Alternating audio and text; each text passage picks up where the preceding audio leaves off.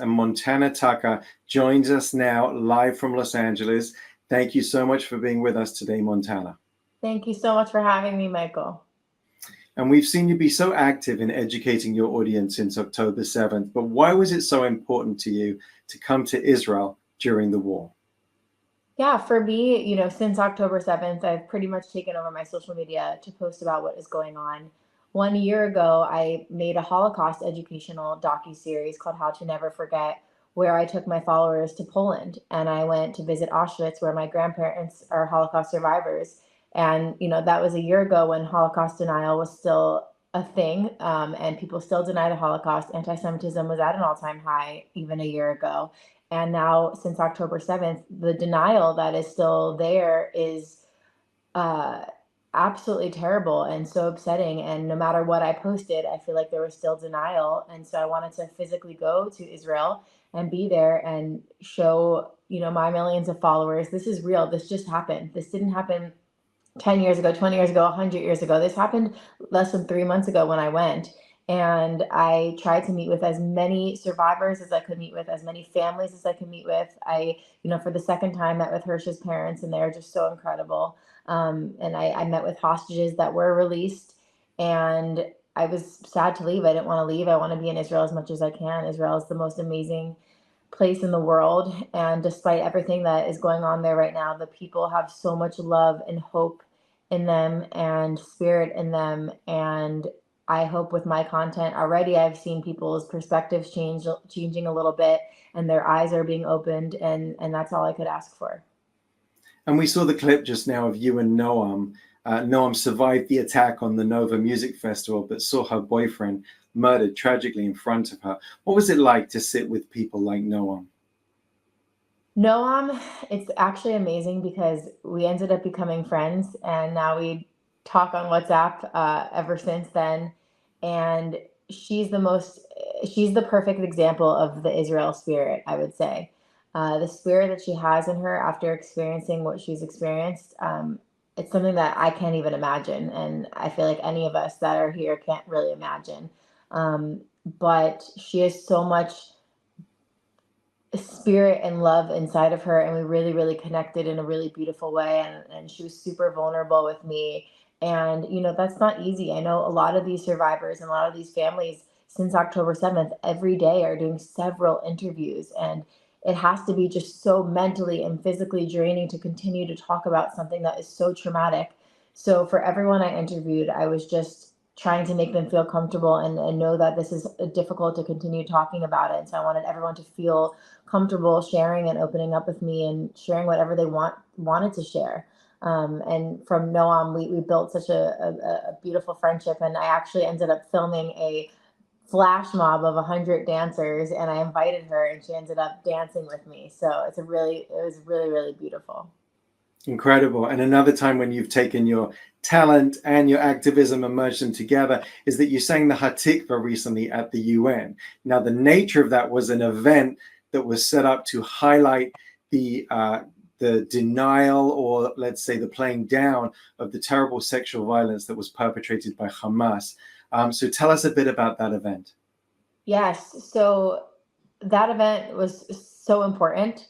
I still don't think enough has changed or happened since that event. I think we made a bit of an impact, but so much more needs to happen. I was surrounded by really incredible people, Sheryl Sandberg and Gilad. They invited me to be there, and just hearing direct testimonies from Zaka. I think Zaka is the work that they do.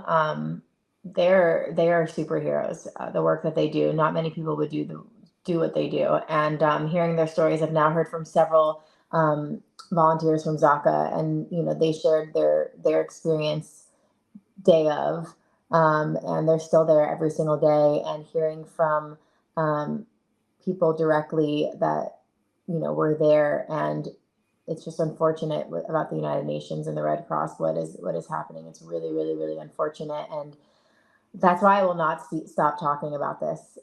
People might be tired of me every single day posting about it, but I will not stop talking about it until real change is made, until all the hostages are home. And I won't stop. Good for you. And of course, it's not the first time you've taken your social media audience on an educational journey. You mentioned your series, Holocaust, How to Never Forget. And Yeah. so what was your vision when you put that series together? Yeah, so growing up, both my grandparents are Holocaust survivors. Anyone that knows me knows I'm extremely close to them. Unfortunately, my Zadie passed away 4 years ago at the age of 97, and my grandma Lily is still alive at 94, but is suffering Alzheimer's disease of over 14 years. And growing up hearing their stories, I always felt an attachment to them, to Holocaust education, but I didn't know exactly what I was going to do with it. And when my Zadie passed away, I rewatched his Shoah Foundation testimonials. And watching it as an adult is way different than when you watch it as a kid.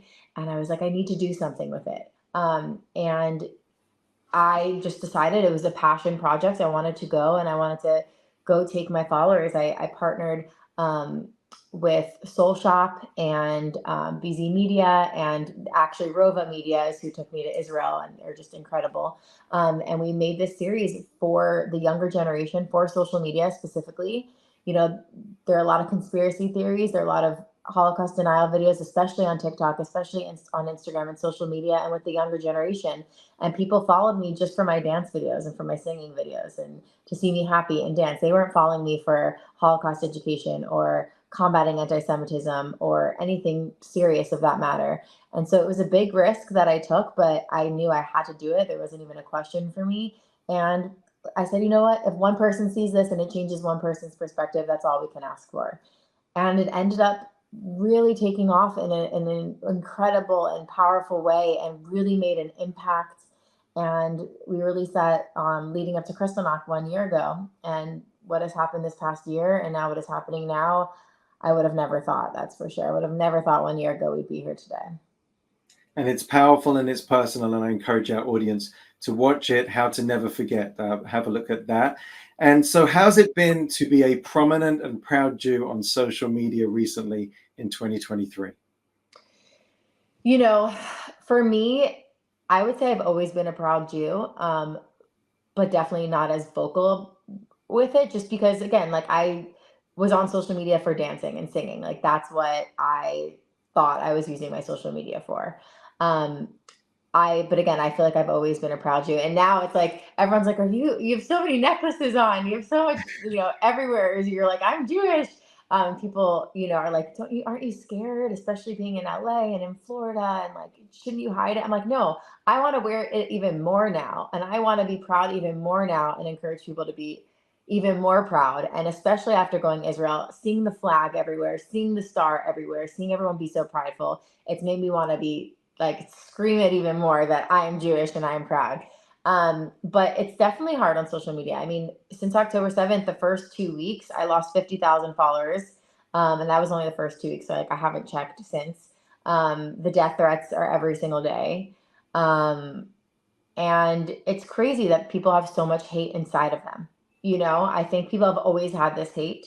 And now that it's like popular, it's popular to be anti-Semitic. It's popular to hate Israel, to hate Jews. Which is a crazy thing to say out loud. And so I think a lot of people don't even know what they're saying. I think they just see it as, this is what's popular, this is what's trending right now, so this must be the right thing. So let's hop on the bandwagon.